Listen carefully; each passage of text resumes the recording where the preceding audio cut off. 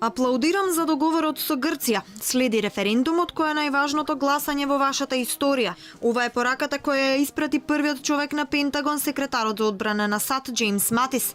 Тешкиот компромис за промена на името ги отворил вратите кон евроатлантска иднина затоа што земјата била во уникатна можност. Гласањето на референдумот за промена на името Матис го поврза со референдумот за независност на Македонија кога 95% од граѓаните го дадоа својот глас. Ви аплаудирам за вашите неуморни напори да го постигнете историскиот договор од Преспа со Грција. Знаеме дека тоа бараше трпелива дипломатија од страна на двете земји и компромисите се секогаш тешки. Договорот од Преспа ќе овозможи спроведување на клучните реформи во вашиот процес на пристапување кон НАТО и ви овозможува вам, нашите македонски пријатели, да одлучите за вашата собствена иднина.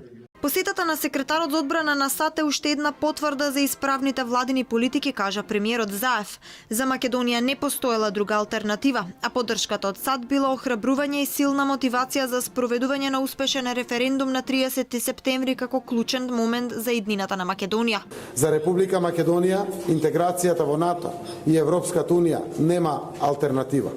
Тоа го потврдува и огромното мнозинство на нашите граѓани.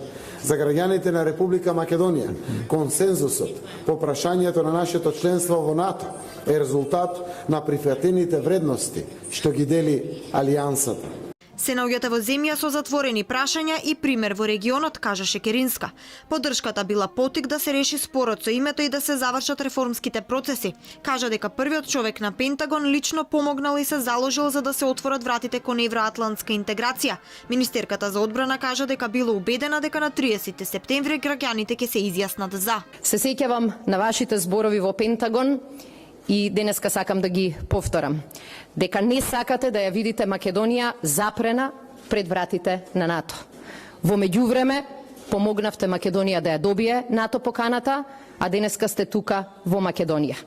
Убедена сум дека на 30 септември граѓаните ќе се изјаснат дека се за Македонија, која ќе биде безбедна, сигурна, просперитетна и економски развиена.